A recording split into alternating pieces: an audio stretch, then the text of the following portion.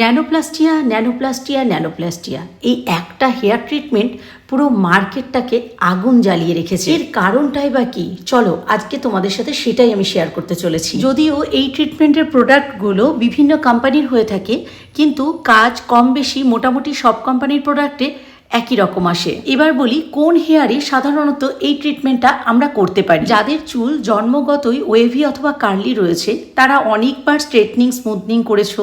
আমরা জানি স্ট্রেটনিং অথবা স্মুথনিং করলে চুলটা স্ট্রেট থাকে, কিন্তু হ্যাঁ নানান রকম সমস্যা দেখা যায়। অনেকের ক্ষেত্রে দেখা যায়, আবার অনেকের ক্ষেত্রে দেখা যায়ও না।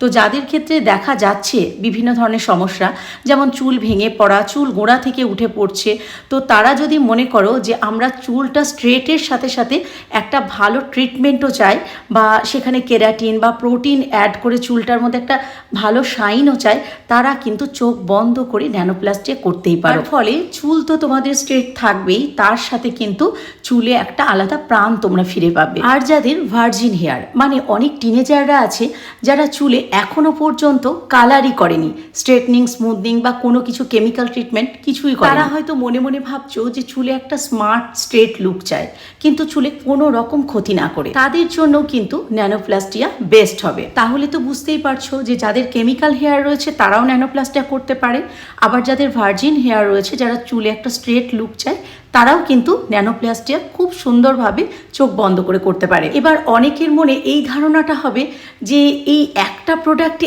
এত কিছু দিচ্ছে, স্ট্রেটনিং স্মুথনিং লুক, তার সাথে কেরাটিন, তার সাথে প্রোটিন, তার সাথে বোটক্স, সব কিছু দিচ্ছেটা কি করে?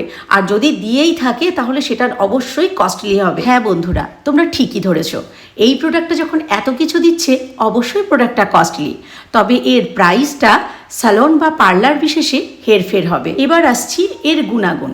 যদি তোমরা ন্যানোপ্লাস্টিয়া করো তাহলে তোমরা কি রকম হেয়ার পেতে পারো, কি রকম আশা নিয়ে তোমরা ন্যানোপ্লাস্টিয়া করতে আসছো, বা কি রকম তার রেজাল্ট পাচ্ছ, বা কতদিন এর রেজাল্ট থাকছে। যখন কোনো একজন পার্লার ওনার কোনো একজন ক্লায়েন্টের হেয়ারের ওপর ন্যানোপ্লাস্টিয়াটা অ্যাপ্লাই করে, তখন কিন্তু সে যথাসাধ্য চেষ্টা করে একটা ভালো রেজাল্ট আনার জন্য।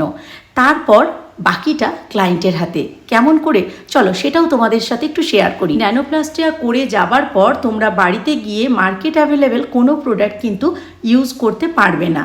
তোমাদেরকে হোম কেয়ারে যে সমস্ত প্রোডাক্টগুলো পার্লার ওনাররা সাজেস্ট করবে সেগুলোই কিন্তু তোমাদেরকে ব্যবহার করতে হবে। এই ট্রিটমেন্টটা সাধারণত 7 থেকে 8 মাস কিন্তু খুব সুন্দরভাবে স্টে করে। এবার যদি তোমরা চুলটাকে বাড়িতে অনেক যত্ন করো, হোম কেয়ারটা ঠিকঠাকভাবে অ্যাপ্লাই করো, তাহলে কিন্তু সেটা আরও বেশি লং লাস্টিং হবে। 1 বছরও কিন্তু পার হয়ে যেতে পারে।